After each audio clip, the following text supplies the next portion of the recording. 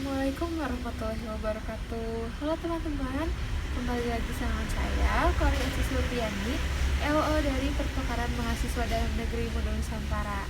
Nah, kali ini saya sedang berada di Wat Batu. Wat Batu ini memiliki nilai karya seni yang luar biasa. Jadi, hari ini kita akan memahami arti dari setiap batu ini, karena batu-batu ini merupakan karya yang luar biasa yang dibuat oleh Bapak Sunaryo yang memiliki makna yang sangat berarti. Jadi untuk pengunjung Wat Batu itu saya mohon maaf ada tiket masuknya yaitu 51 orangnya, itu sudah termasuk minuman dan nanti di dalam ada tour gratis bersama pemandu. Itu yang utama. Yang keduanya itu juga harus bisa check in Peduli Lindungi ya. Jadi harus bisa check in, saya mohon maaf juga harus bisa check out juga. Oke. Ya. Nanti untuk keterangan batu-batu di dalam itu setiap batu ada barcode-nya ya, itu bisa di scan, itu nanti akan lebih jelas lagi. Ya, kalau Bapak Sunaryo sendiri itu beliau seorang seniman, kebetulan sudah cukup tersohor juga bukan di Indonesia aja tapi di luar negeri. Beliau yang membangun dan memprakarsai Selasar Sunaryo Art Space sudah sekitar 22 tahun lebih. Nah, kalau Selasar Sunaryo dengan Wat Batu memang sama-sama punya bapak, tapi kita beda dengan manajemen.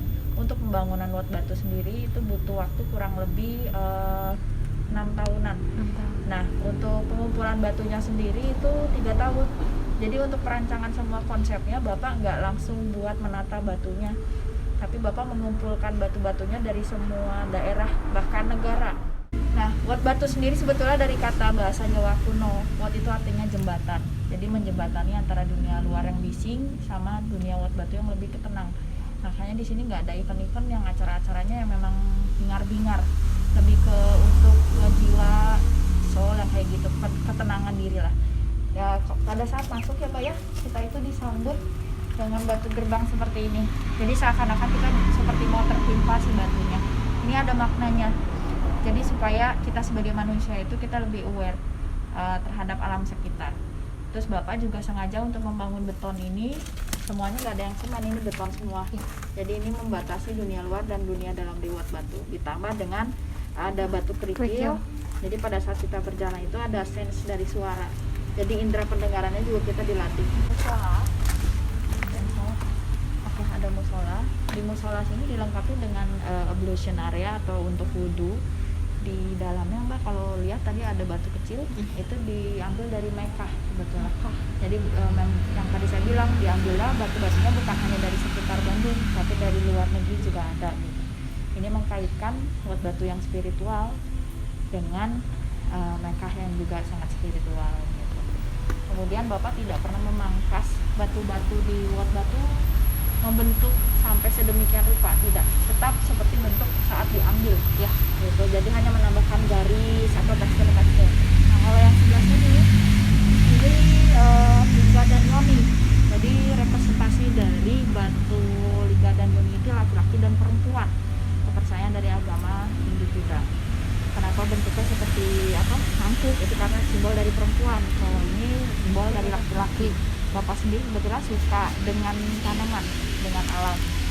Jadi beberapa pohon di sini memang tidak Bapak potong. Jadi umurnya sama seperti batunya, jutaan bahkan ratusan tahun. Bahkan pohon-pohon di sini juga dikasih nama.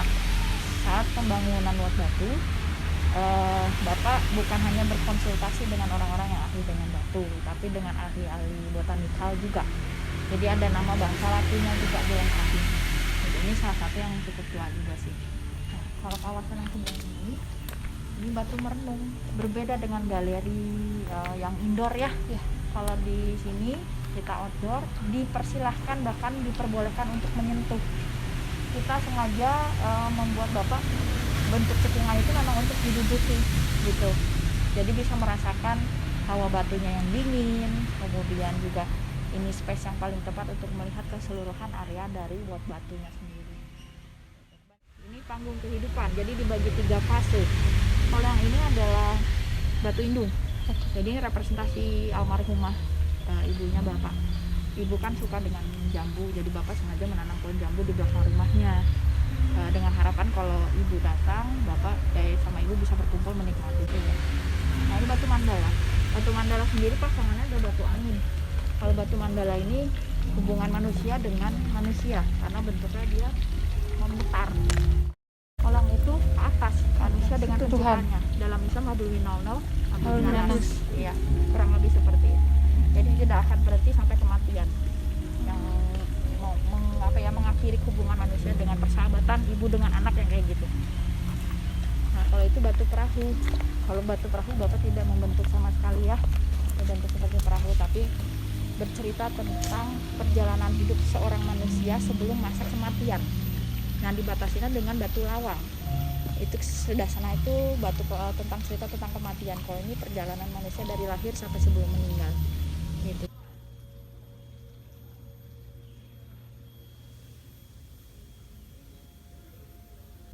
Nah kalau ini batu bumi dan batu langit kak.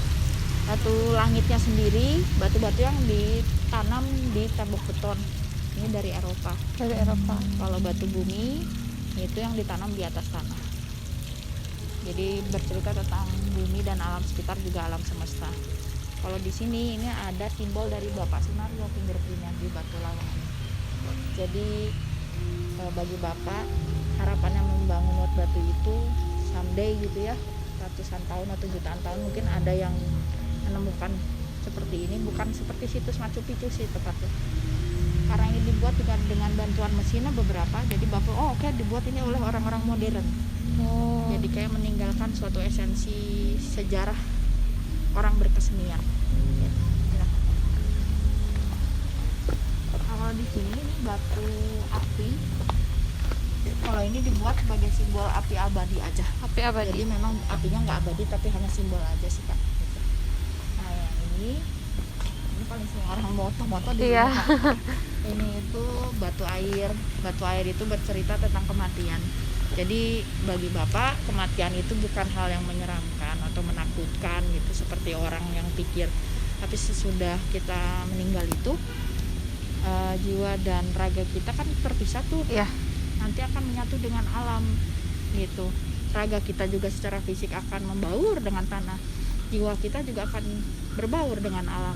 Makanya dibuatnya tanpa ada pagar, batasan gitu. Jadi terlihat alam sekitarnya. Kenapa ada batu sih kak di tengah-tengah kolamnya misalkan? Jadi itu kalau diperhatikan kan merefleksikan ada bayangan ke air. Jadi kita sebagai manusia selama kita nanti mati pun apa saja sih yang sudah kita perbuat selama masih hidup.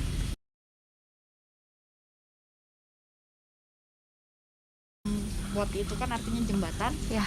Jembatan besarnya ini adalah Wat Batu yang tadi kita lewatin. Nah jembatan kecilnya yang ini. Oh iya. Jadi memang seperti otak kita kan dibagi dua, kiri dan kanan, motorik dan sensorik yang kayak gitu. Bapak pengen menyikapi hal dualismenya seperti itu. Silakan. Nah kalau ini batu peta Kak. Kalau batu peta ini posisi kita ada di Bukit Pakar di tengah. Kenapa Bapak membuat batu peta? Ada arah anginnya jelas kan, utara selatan gitu. Ditambah dengan gunung-gunung yang masih aktif dan sudah tidak aktif. Kenapa ditandatangan dengan Sunario 2015? Karena kontur tanah itu akan selalu berubah 4-5 tahun. Pernah baca tentang teori Big Bang nggak, tentang tata surya? Walaupun bertentangan dengan agama, Bapak menyikapinya itu berbeda. Jadi Bapak membuat video kerjasama dengan Muhammad Akbar, seorang seniman juga, seniman animasi. Diambil dari beberapa cipratan catnya Bapak, robekan kertas, kemudian juga beberapa sketsa drawingnya Bapak. Ini terciptanya alam semesta. Nanti bisa dilihat. Silakan. Ya, lihat video ini. Tadi nggak sempat ke bawah ya? Iya.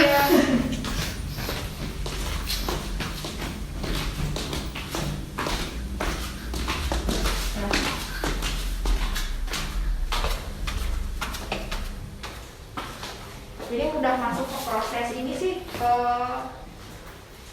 tahap kedua kalau masalah ini. Kenapa Bapak buat posisinya di bawah? Nanti pasangannya dengan batu waktu. Jadi manusia itu tetap harus down to earth, tetap harus sadar dirinya sendiri itu ada sebetulnya di bawah. Kita itu kecil, bukan siapa-siapa dibandingkan alam semesta.